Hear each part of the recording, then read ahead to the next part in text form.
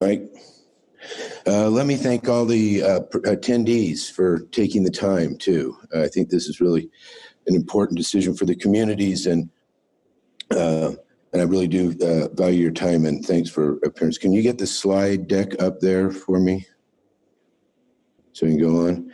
So what I'm going to do is cover a bit of the history and status. I'm not going to go into a lot of depth. Seems. Hang on just a second, Doug. Okay. But I did want to give a basis. I'll start while they're getting the slides up. I'll echo what Jason said about the Intermountain Power Project. I came in near the end of the planning in 1979 when the excess power sales contracts and that were still being negotiated, and the concern over rates. If you remember the early 80s, there was a bit of a economic downturn, impacted the communities heavily, and the price of IPP power was projected to be relatively high. And so the Californians agreed to basically take the power that the Utahns didn't need. That really was monumental in the project. So, and it did go through its ups and downs, but it's been just a great project all the way around. Okay, why don't we go to the first, next slide, please. Yeah, so the genesis of this is not too in depth, if you will, but we could start to see back with Waxman-Markey bill back in the 90s that there was going to be a push for carbon, and this regulation there was. And the regulation was coming out those days wasn't looking good. And it was something that we decided to start looking long-term to see if we could get out of that regulatory environment associated with the Clean Air Act specifically, and if there was other technology. So we started looking at solar and wind early. We did not invest. It was more expensive back then, but we kept monitoring it. And we went through. We eventually got very serious about looking at this. And the board of directors took a visit to the Calvert Cliffs nuclear generating plant in Maryland, and to see how big plants were operated. They were going to build 2 new generators there. There was going to be the European power reactors, and we were looking at that potential at that time. We went through all that, and the board got pretty educated up on what was going on. We looked at siting. We did a number of different things just to get our feet wet, if you will, in terms of what it takes to license one of these things. But it came pretty well to conclusion that it was too big. These large reactors were just too big, and to put on the grid and for us to absorb. So we started looking around at more of the smaller concepts out here, and I'll go through that in a minute too. The motivation is that we really did want to do something like the IPP. We wanted to have a long-term equity position, because really that is stabilized costs over a long period of time. And we did know that there would be load growth. We still have load growth. It is a very moderate level. Efficiency is working well, but it's still out there. And as Jason mentioned, electrification what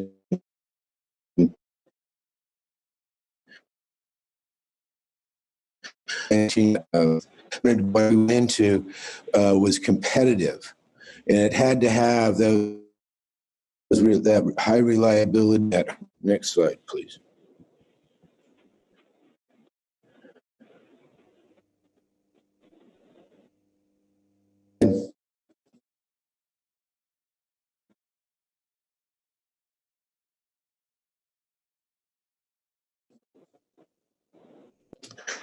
So any again, still look at a natural gas fired generator. We were green.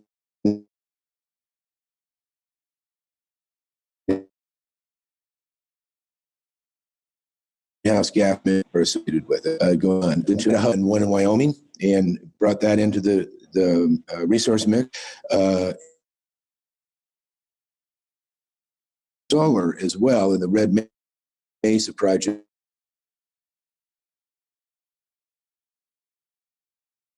It was generating at the highest, was really off of our peak. It was, it had some contribution on peak, but not very much. And of course, then the intermittent energy source, the wind project, for instance, about 34% capacity factor. And we've looked at a lot of storage, and I think storage does have a play in here, especially as we start to see older batteries for transportation go into the used pile. I think that you'll see that price drop down. But they are for short durations, and there is quite a bit of energy loss associated with batteries. So let's go to the next slide. So we really did just move over to nuclear as an option, if you will. So I wanted to go through, I mentioned we went out and we saw two large facilities, one at Calvert Cliffs in Maryland, the other one, the Columbia Generating Station up in Washington State. It really became obvious that they're set to run all the time. The larger reactors are really prefer to just stay at a steady output constantly.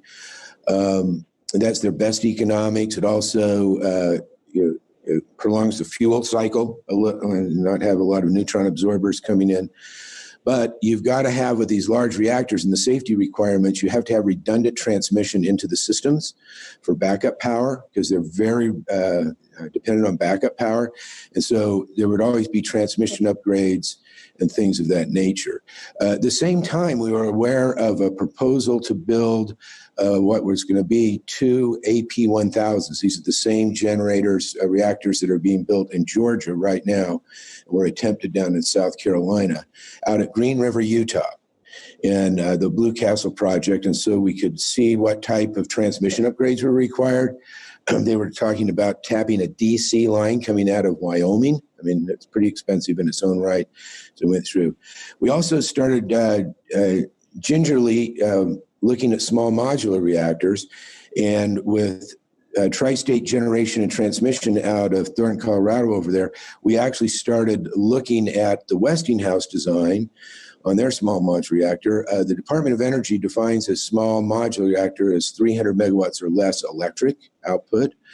And that we did see NuScale early on. I have to admit, I like to tell the story in the sense that, but it was before Fluor really got involved at all, and they were just so undercapitalized, it didn't make a lot of sense. Their technology really looked promising, it was really good, but I just didn't know if they could get it off the ground. And Westinghouse came out. There was also Babcock Wilcox with Empower, and the Holtec concepts were out there. But when Fluor invested into NuScale and purchased NuScale, that showed us the wherewithal to maybe get this design off. And the thing we liked about the design is that really we could put in, it's about the size of a coal plant. At that time, in those days, we were looking at 50 megawatts electric per generator, 600 megawatts total on the thing. So most of the transmission upgrades replacing at a coal plant site, would there be no transmission upgrades. And then the other thing is that they could move up and down and follow load. We thought that was a very interesting aspect and had to get that out. Next slide, please. The other thing we want to do, we all know the story in the United States on nuclear. It's really got a bad rap for a lot of people, and and we just wanted to make sure we understood that. And with Idaho Falls as a member of UAMPS, we've been closely associated with the Idaho National Laboratories. In fact, our wind farm in Idaho came from the Idaho National Laboratories wind study projects out there. That's how we found that, worked that site up there. And so we understood the message, and we have John Wagner later on. He'll talk more about INL, but we thought this, if we could get it built up at that site, which this site was set aside by the U.S. government to develop commercial nuclear reactors, that would be a good place where the public wouldn't have to worry in terms of putting in these small modular reactors on the first round, because the site is totally focused to that safety level. And we were successful in negotiating a site. We are right now, where our preferred site, and as we're getting ready to do some drilling, is over on the west side of the site, if you're familiar with that, closer to Arco out there. And but it's in a pretty good situation. It's got road access, obviously, and we're far enough away from the central facilities that we shouldn't disrupt them in the Idaho National Labs. Let's go to the next slide. So I just wanted to briefly talk about the Nuclear Regulatory Commission. The design certification, I'm going to leave that up to John Hopkins to give you an update on that. That's what NuScale has to do. They have to get the technology designed. One of the neat things about Part 52 under the rules is that you can go in and get a certified design with technology. People could go in and get an early site permit and then name technology later. And get that carried. That's what Tennessee Valley Authority is doing at their Clinch River site, is they're pursuing and almost completed their early site permit. And then the other one is if you use design certified technology, you can then submit to the NRC a combined construction and operating license.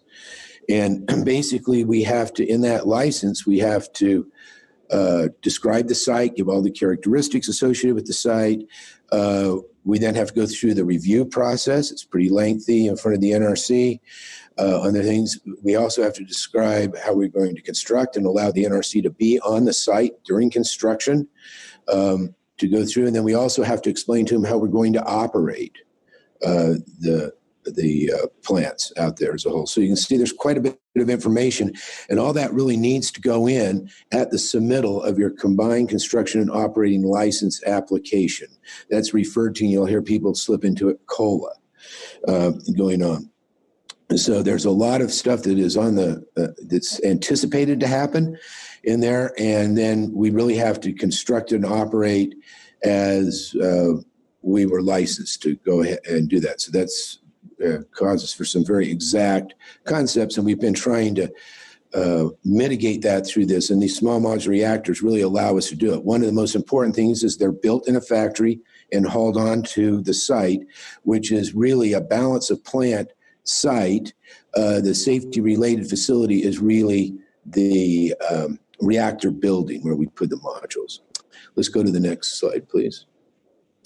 And then there's a number of contracts in this project, but these are the four most important ones we're working around with. Obviously, the power sales contracts with each of you, the participants, and UAMPS that provides for the repayment of the money borrowings. We have the U.S. Department of Energy multi-year award that we're going to have, and Mason will go through these in much more detail in a minute. We've got that coming in because that's worth $1.4 billion to the project, very significant de-riskier to come in. We then have the development cost reimbursement agreement between UAMPS and NuScale, and this talks about how we're going to go through the early stages to construction, basically, with concepts of reimbursement if we don't meet certain economic competitive tests, of which the marker right now is $55 per megawatt hour in 2018 dollars. And then finally, there's the engineering, procurement, construction development agreement, and that's between UAMPS and Fluor, and that's really the comprehensive construction a contract between us that sets up the dates, schedules, costs, and feeds right back into that development cost and reimbursement agreement as an economic competitive test. Let's go to the next slide, please. So I'll just wrap up here. I think I'll just reiterate the carbon-free power project does. It's dispatchable capacity and energy by source. It's got a great ramp rate as compared. It's very comparable to a combined cycle plant, if you will, on natural gas. It moves just about as fast as that goes through. But one of the unique things is we can do 100% bypass of the steam generator and go right to the condenser, getting almost instantaneous removal of load on the system. That's important with wind integration. Wind moves faster than any of them. Solar can, but normally you can sort of see the weather patterns better on solar that is going to disrupt you. Wind can just suddenly die off. And then with 12 separate generators and 12 separate shafts, you can imagine doing that moderation between each of them. And so you get this amazing ability to follow load. The California Independent System Operator really likes this project for that capability coming into the system down the road. We do believe it provides a greenhouse gas hedge. That is, when I use that concept, that we didn't want it to be any more expensive than comparable carbon base, which would be natural gas combined cycle. That's where we picked the $55 a megawatt hour. out there. But we also get the concept of avoiding restrictions or penalties associated with greenhouse gas. Not so much right now at the federal level, though I'm sure all of you following the news. A change in administrations could mean a change in greenhouse gas regulation. But definitely the state levels out here in the West, we've got a number of states that have now passed greenhouse gas regulation to remove fossil fuel from their portfolio mix. Well, I mentioned long-term stability. I just want to reiterate that. Okay, so each nuclear power module right now has got an engineering life of approximately 60 years. We license the first set for 40 years, and then there's two 20-year licenses associated with that. Extensions. And so we just have to monitor where it would go right now, but at least 60 years. And then the balance of plant itself would have a lifespan easily 100 years or plus. So that is, this site can be here for quite a while, make a generation. Given the modular sense of the reactors, you can remove a reactor and then just bring in another one without having to rebuild. So if you think of the marginal cost of that generation in 40 years, 50 years, 60 years down the road, you've got it. And as I mentioned, again, stable rates. This is mainly a capital intensive project. There's very little variable operating costs. Your staff, everything is basically fixed most of the time. And so this levelized cost of energy, that's for 40 years. It's the average price of energy for 40 years at $55 per megawatt hour in 2018 dollars is a key indicator, a stable rates on that portfolio part, or that part of your portfolio mix that you get into the carbon-free power project. And with that, I'm finished, and I could take questions. I don't see any come up right now, but we'll be happy to get them at the end. Thank you very much. Thanks so much, Doug, for that. And just as a reminder too, as we move through this, of course, you can answer or ask questions at the bottom of your screen using the Q&A function. Seeing no questions, also understand that we will have 3 breaks, and if you don't have a question now and you have one at the end, there will be time to ask that at the end of this town hall. Next, we're going to hear from Mason Baker. He's going to go over the carbon-free power project development. Mr. Baker is the Chief Legal Officer and General Counsel at UAMPS. Mr. Baker holds a law degree from the University of Utah with a certificate in environmental and natural resources law, and is the chair of the board of the Salt Lake Climbers Alliance. He and his family reside in Salt Lake City. Thank you. All right. Well, good morning, everyone. I'm going to just pull up my slides and we'll get going here.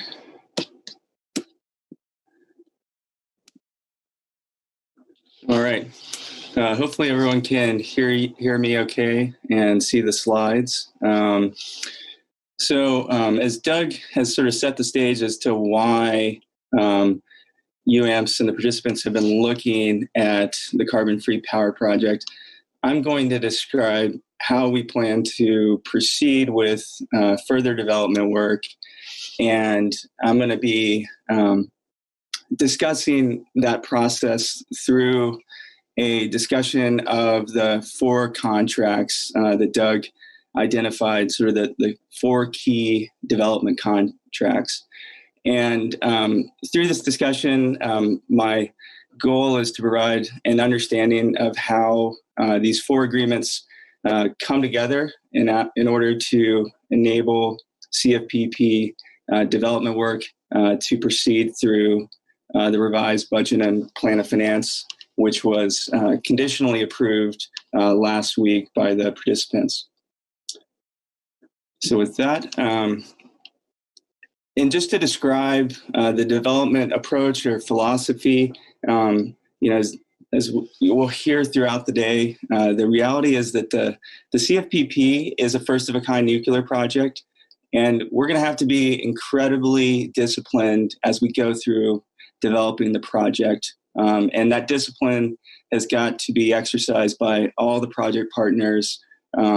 So I've identified them as UAMPS, NuScale, Fluor, and the Department of Energy. Given the new multi-year award that I'll discuss as we go through this presentation, you'll understand why it's so important to have them involved in the project and align with us in this development approach. So the work that we've been doing to date is really identification of the key risk items that are standing in the way of success. And that's what we've spent the last several years doing, building this framework through these 4 agreements, so we can know what work needs to be done over the next several years to de-risk the project. As you can see here, the way we've been defining success is the ability to deploy the carbon-free power project at $55 a megawatt hour. And the way that we're tracking our ability to meet that objective is through a levelized cost of electricity model that's going to incorporate project cost estimates that we're going to constantly be refining over the next several years and inputting into the LCOE model. I'll go through the specific mechanics of how this works through the agreements as we go through the presentation. Importantly, we're going to be incorporating lessons learned from recent nuclear reactor builds in the U.S. And other major mega projects, industrial mega projects. And a lot of these are taken from, as Doug was referring to, the Vogtle and Summer projects, the AP1000 projects that Vogtle is still under construction in Georgia, and Summer in South Carolina was abandoned. A key lesson learned coming out of that project was to have a high level of design engineering complete before going into the field to construction. You'll see how that is incorporated into the development architecture that we have. Another key finding is a mutually beneficial contractual structure. Really what we need here is to have a framework that works for all the parties and doesn't pit one party against the other, doesn't pit UAMPS against Fluor or vice versa, for example. We need to have an integrated team, and that's really what we've been doing the last several years, is getting the team together, getting them solidified, having honest, challenging conversations, and putting this framework together. So I think as staff, we feel really confident that we've got this integration happening. Other key lesson learned, especially from Vogtle and Summer, was having an owner's engineer doing proper oversight of the original equipment manufacturer, that'd be NuScale, as well as the EPC contractor, Fluor in this case. You'll hear from the UAMPS owners engineers later today. We've taken the approach of having 2 owners engineer, one focusing on strategic decisions and the other more the nuts and bolts owners engineer work. So we took that lesson learned definitely to heart and have integrated into our development architecture.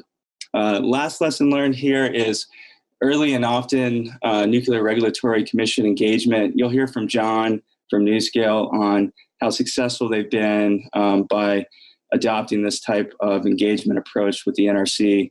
UAMPS has already been in discussions with NRC for several years now. We continue to have active conversations because we want to make sure when the decision is before us to submit the NRC license application to construct and operate the CFPP, that the NRC is ready for that application and there are no surprises. And as we've gone through this entire process, there's been lots of participant feedback, and we'll describe that as we go through. And just to quickly touch on the title of the slide, Development Approach is Bullets, Not Cannonballs. This is borrowing from a metaphor where rather than waste cannonballs by not having your aim set properly, the approach that we're doing here is to be shooting bullets, refining the project cost estimate, and at the point in time when we're ready to go to construction, we're sure that we're going to be able to achieve the $55 price target. And it is, again, a very deliberate approach that we're going to see reflected through the 4 development agreements.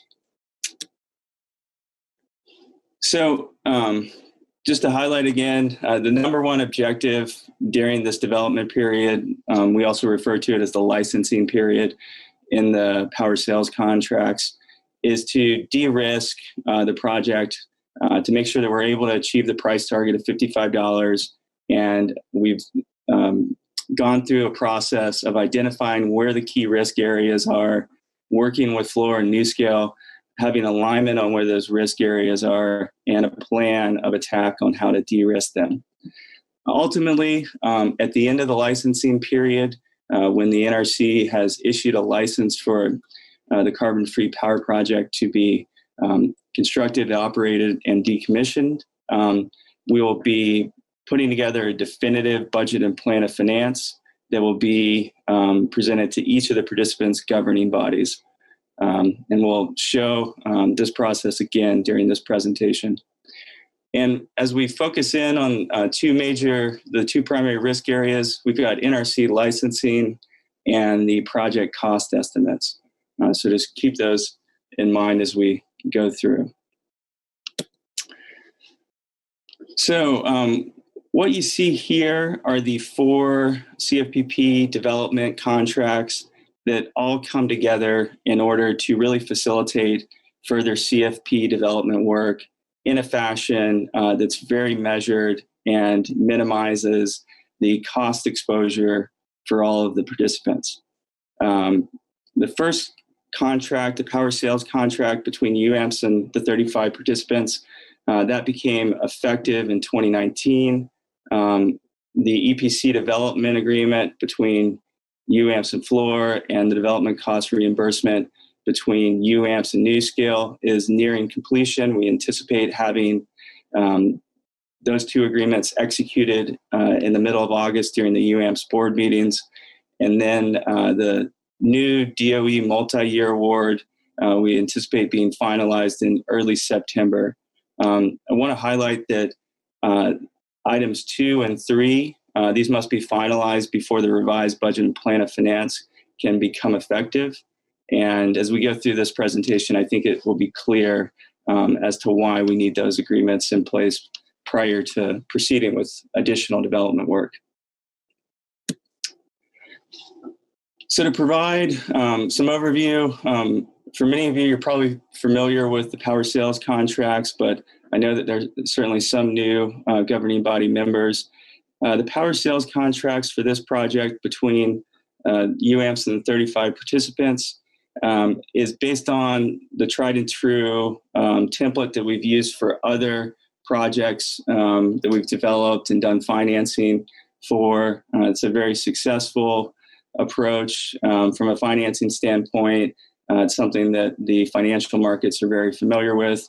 You're going to hear later from our financial advisor, PFM, on financing, so I'll leave that to them. That being said, the carbon-free power project power sales contracts are novel, and they're novel in the sense that we incorporated a phased development structure into the actual agreements themselves. And this architecture was developed with the coordination feedback of a legal committee that we put together that was comprised of the project management committee representatives, city attorneys, and outside counsel. And the process of putting the agreement together took about 2 years, lots of meetings, and I think we ended up with a very good product that allows flexibility to allow development to occur while certain things were not yet going to be known just by virtue of where we were in the development process. One example is the ability for layoff contracts.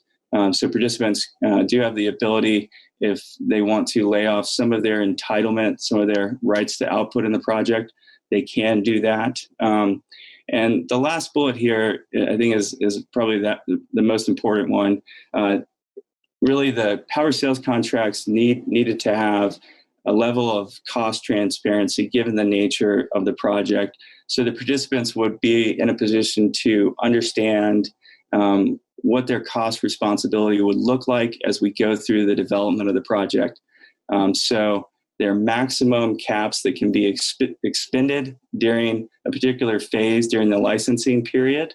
That helps provide that transparency so each participant's able to see what their cost responsibility is relative to that maximum development cost cap.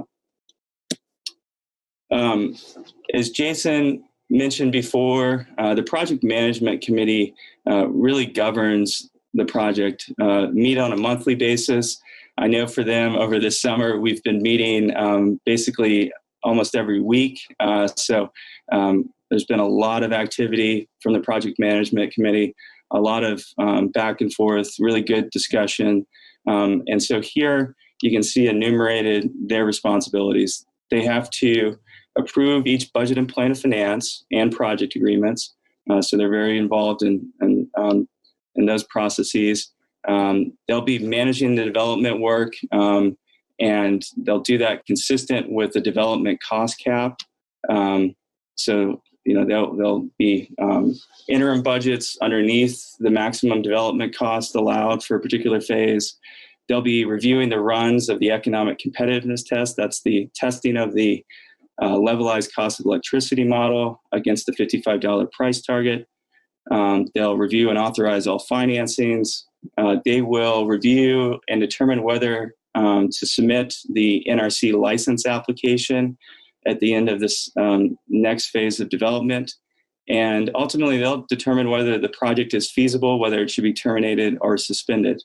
As noted in the last bullet, there are certain decisions that require supermajority, which is consisted of 75% of the participant by number and then 75% of entitlement shares.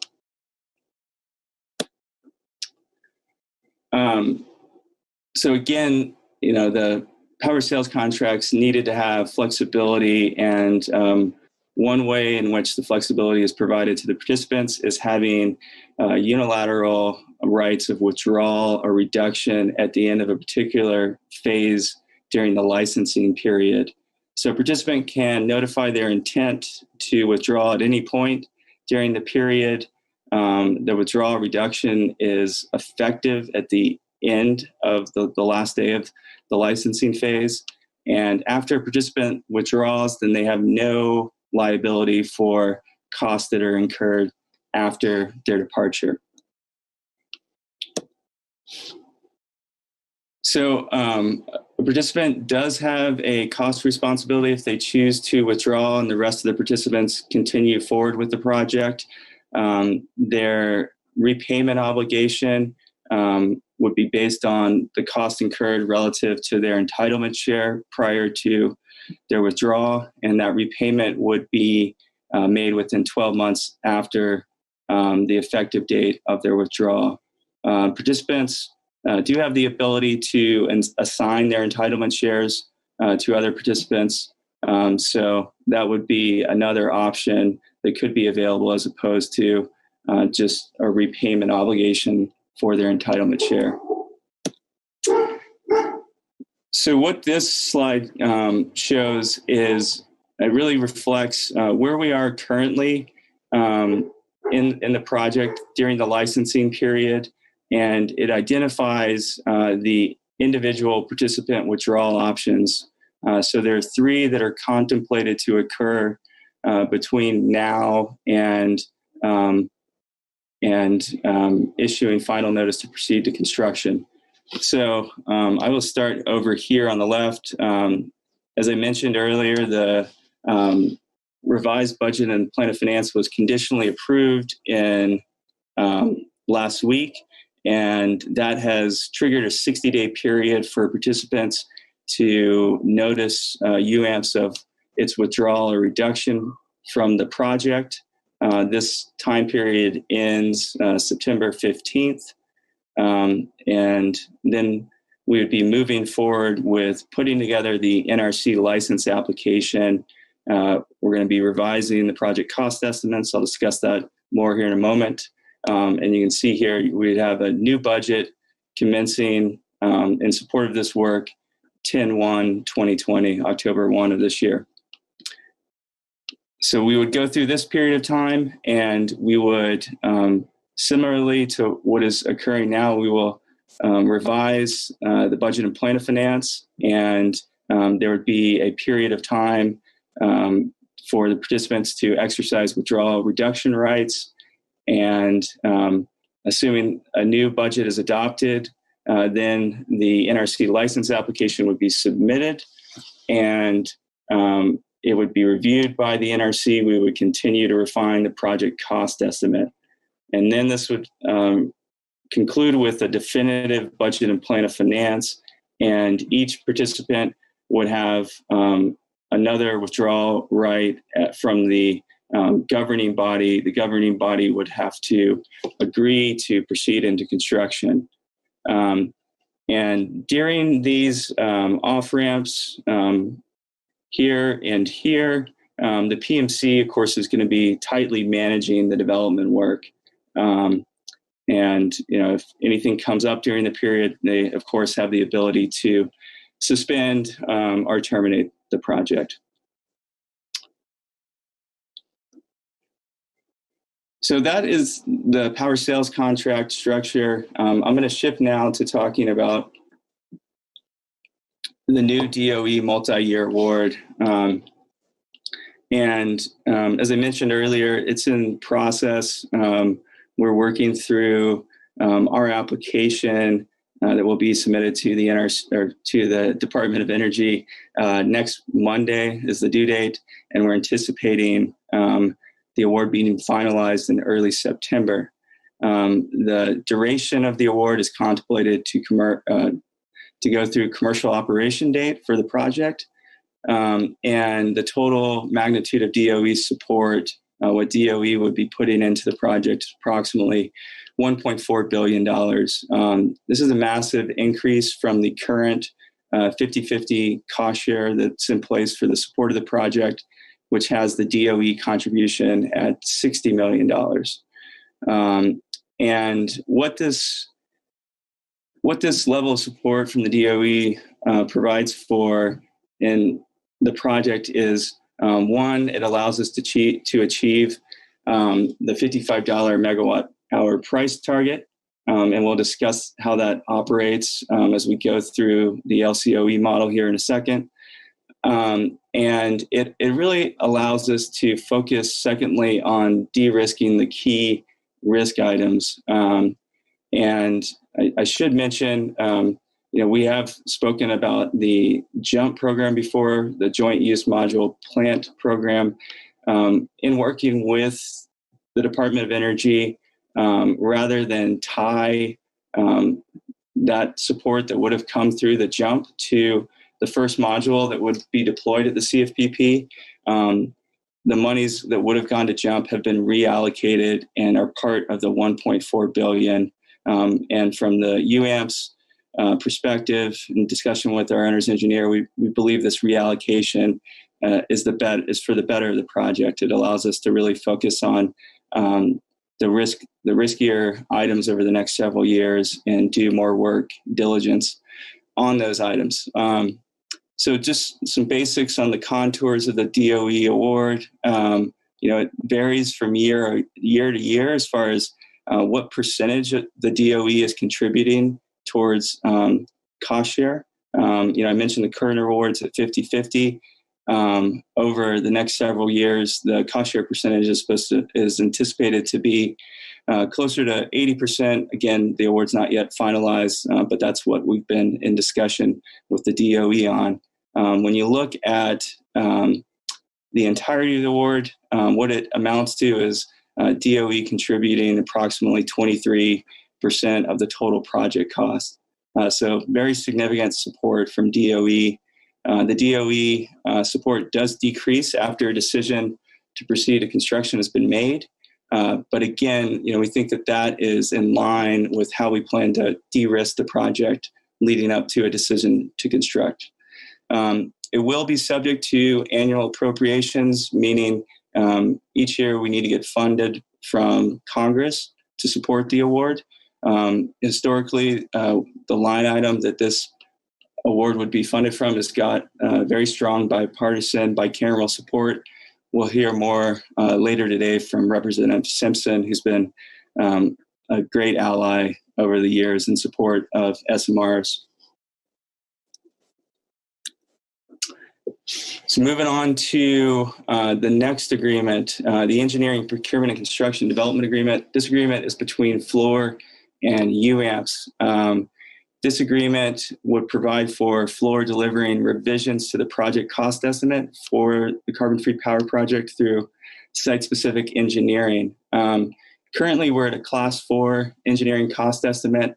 Our plan is to get down to a Class 1 cost estimate before a decision to construct has been made. Again, this is an example of taking from one of the lessons learned from the Vogel and Summer projects, and really illustrates the deliberate phased approach we're taking to the project.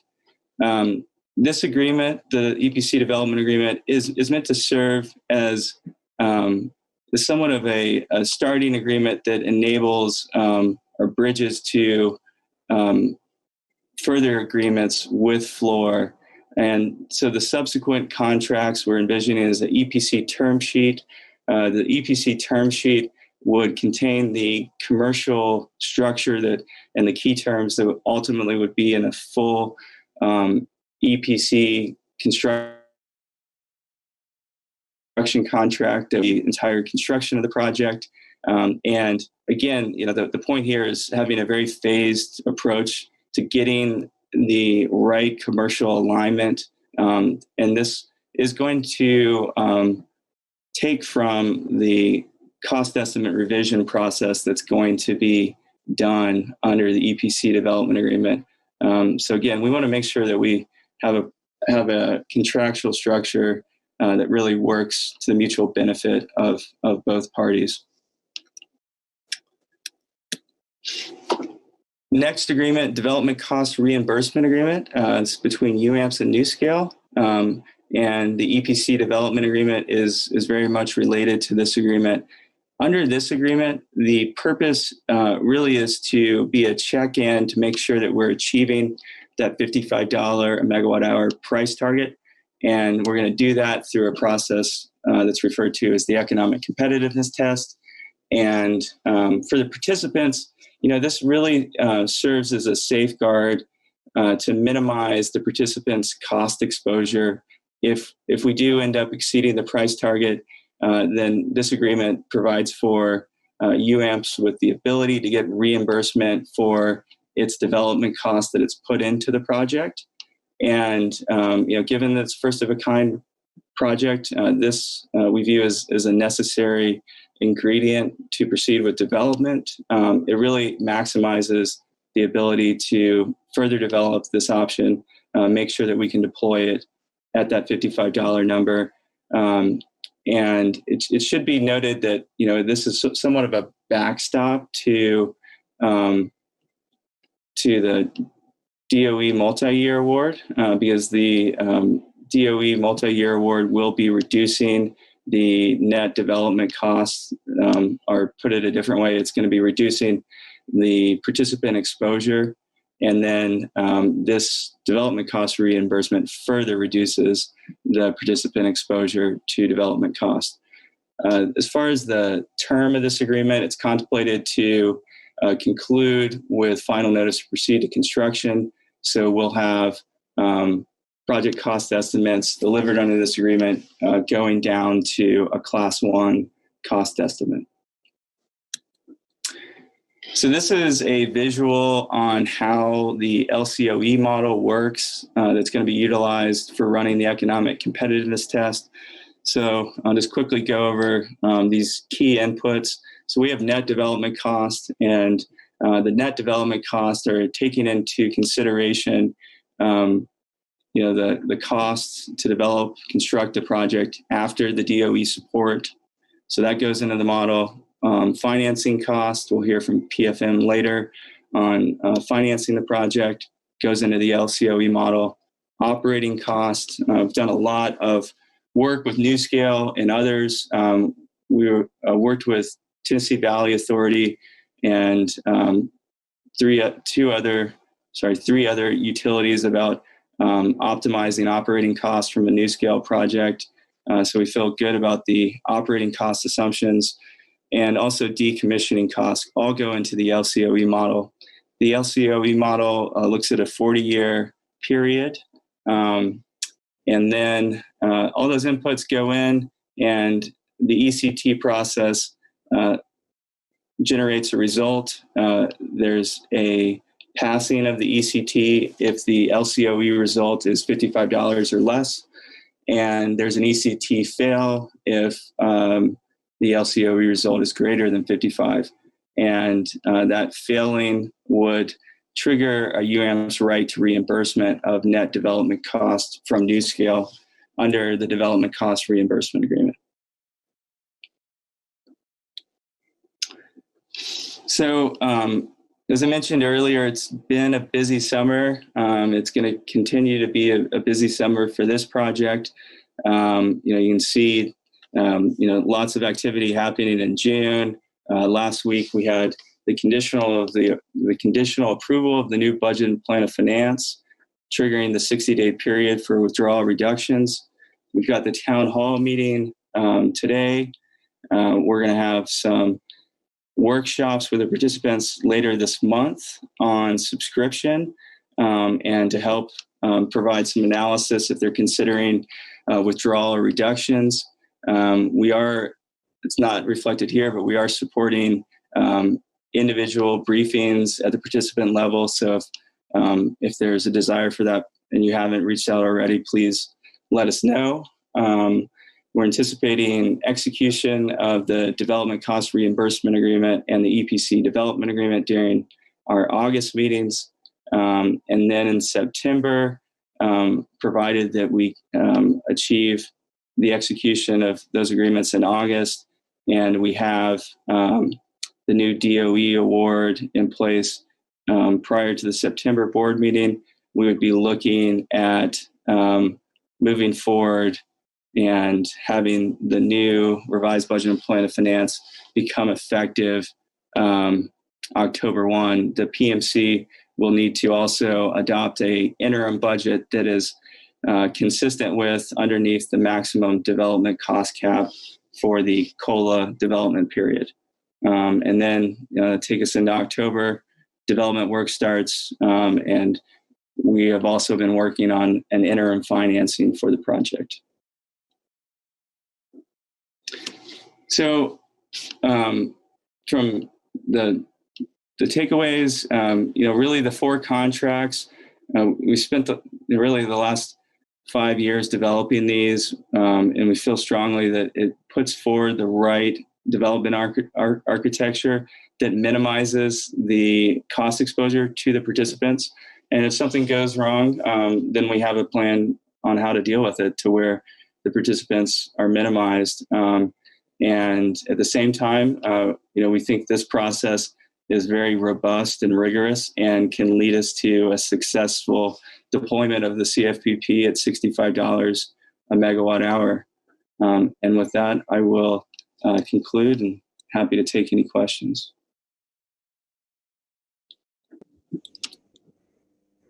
Perfect. Thank you, Mason. We do have a few questions. Just take them in order of when they were received. First, and this might be a better question for Doug, could you please describe the amount and type of waste that this project would generate? And related to that question, is the $55 cost incorporate the cost of storing that waste?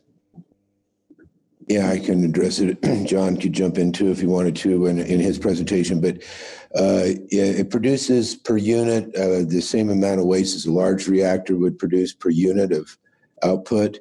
It's the same process as a light water reactor situation. To give you a feel, though, the dry cast storage area we've got out there, it's 2 to 4 acres of land that we've got set up there, depending on whether we stack the dry cast or we put them out just on the pad themselves. That 2 to 4 acres will contain the 60 years of the spent fuel that'll sit up there. We are all on a an INL site as well. The $55 is a levelized cost of energy, all inclusive of all aspects of the project. So it handles all the development phase right through here, the construction phase, the operational phase, the decommissioning phase. Obviously, fuel handling and storage is incorporated in that. As you're probably well aware, UAMPS will have to sign a standard contract with the Department of Energy for the spent fuel requirements, so that it's really the responsibility eventually for the Department of Energy to deal with that. The story that goes on with that. But we are at an INL or a DOE facility already at the site there. But we do have costs in there for the storage as well as the standard contract and going on. Currently, the DOE has suspended those rent payments because they haven't been able to get a permanent repository for fuel. So that money's just sitting in an account over there and they're not being billed. Hopefully that answered the question. Related to that, and the following questions relate to the costs of the project. First, there are other available resources at lower cost per megawatt hour than the $55. Can you please discuss the other alternatives and why you have selected nuclear? I think, Doug, you might Sure. might be you. Yeah, simply enough. Well, that's true. I mean, so our solar project is in under $30. Wind is a little more expensive. I think wind is a little more problematic. It really depends on the capacity factor, and it's hard to predict that. But yeah, and we are, as I mentioned, we're going to be doing a lot more solar. The difference is the capacity component that comes in. So something that would have capacity would be like combined cycle natural gas, a coal plant, something you could dispatch at any time just by increasing the throttle, if you will.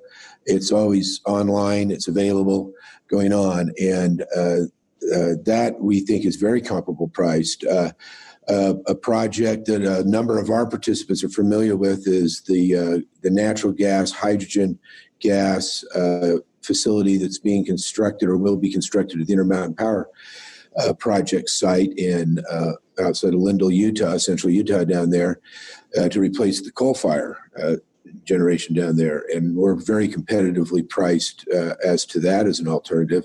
And that will be dispatchable, clean, especially when they're fired on hydrogen.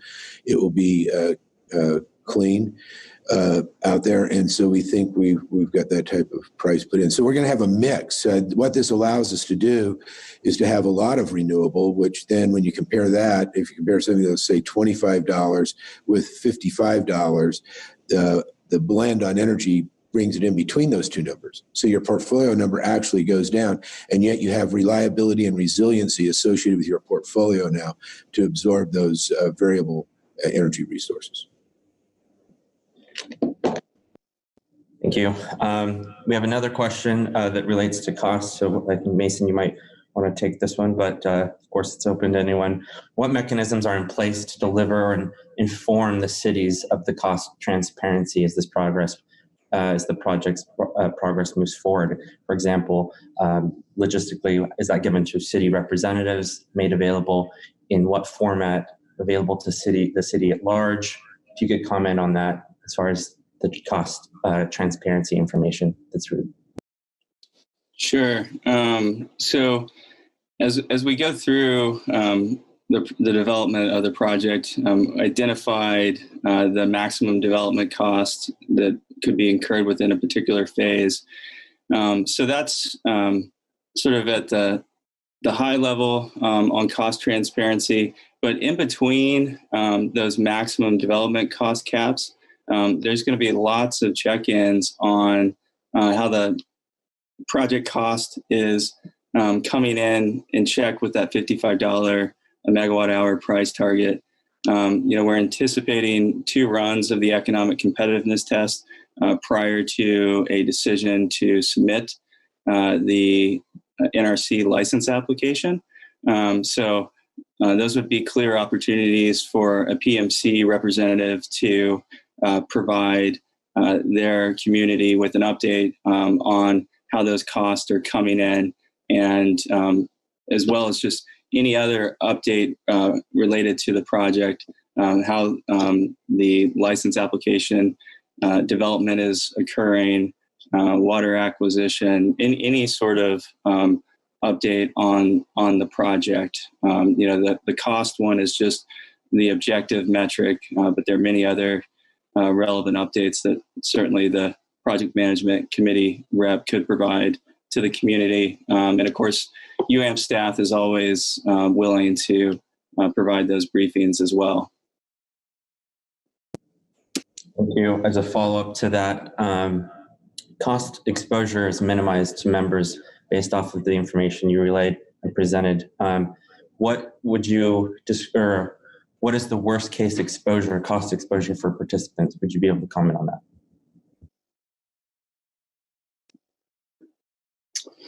As far as the worst case exposure, well, the worst case exposure, I believe, could be probably most likely during the construction period. But again, our plan is to do we'll do an extreme amount of front end work prior to any decision to go into construction. So we avoid the pitfalls of some of the other nuclear construction projects that have happened. That's key to why we've incorporated the lessons learned into the development architecture. But I would say, the construction period could pose the greatest risk exposure just by virtue of the expenditures during that period. And again, our plan is to have a very informed body of knowledge in front of us before we make a decision to go into construction, so we don't find ourselves in that place. Could I add something, though, to that? I think more technically answering that question, the exposure just goes through the remaining period of phase one of the licensing period, and then there's an off-ramp. And if there's a decision to move forward with the cities going in there, obviously there was satisfaction to that risk level. And so the others are still just projected numbers. I mean, I think in general, Mason's correct. Construction's always the risky period, as Alan can explain to his experience. It's a dynamic process. But the contractually, at this stage, it would be the monies expended through the first phase of the licensing period would be their maximum exposure. Correct, Mason? Yeah, that's correct. And I appreciate Doug saying that. And I think you'll hear about it more in Bob Coward's presentation. Because as I mentioned, we anticipate 2 project cost estimate revisions during that period leading up to a decision to submit the COLA. And the second one would be delivery of the Class 2 cost estimate. And at that point in time, we feel like we'll have a high level of confidence in the cost to deploy the project. So that's going to be a very significant milestone for the participants to be able to look at and inform the decision whether or not to proceed. There's a question directed at you, Doug. You discussed the costs at $2018. What are you anticipating that as far as any cost for that megawatt hour cost in 2029 or through development? Well, we can get you that number. It's a 2%, basically a 2% inflation rate. But it would still, whatever it is, it still comes back to $55 per megawatt hour in 2018. We just had to pick a date on which, so we have constant dollars in the model. It's against a test. And so we felt that it was better to pick something that we understood the competitiveness of today than look at what that number would be in the future. In the LCOE model, it is inflated up by inflation. As it goes through the model. And then when we test, we bring that inflated number back down to the $18, all cost out of the $18 so that we have that constant test. But we do have a schedule on that. Mason, you may have that number more readily available than I. We just, the whole schedule is available. So we do have $29. Get that to you. Okay, and the last question is, what what is the fuel for this process? Is it MOX? And there's a follow-up to that if that is the case. Is it? Well, it's a standard fuel right now that's going through that was Riva is the manufacturer. They've got a new name. John, do you have that at the tip of your tongue there? Yeah, Doug, it's a standard fuel that's been approved by the Nuclear Regulatory Commission already. That's in the market. It's an enrichment process, less than 4%. So again, having gone through NRC, it's a license approved fuel. Perfect. And as a follow-up to that, where could you comment to maybe John on the where the rods might be coming from or sourced, and is the cost of the rods fully within the $55 per megawatt cost range? Yeah, for the first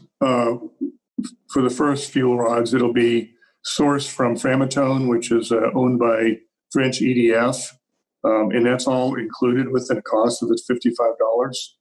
So we have an agreement, a contract in place with the Riva, and as I said before, the importance of this was to get a fuel approval. It's already been approved by the NRC. Perfect. And looks like we have one more question that has come in.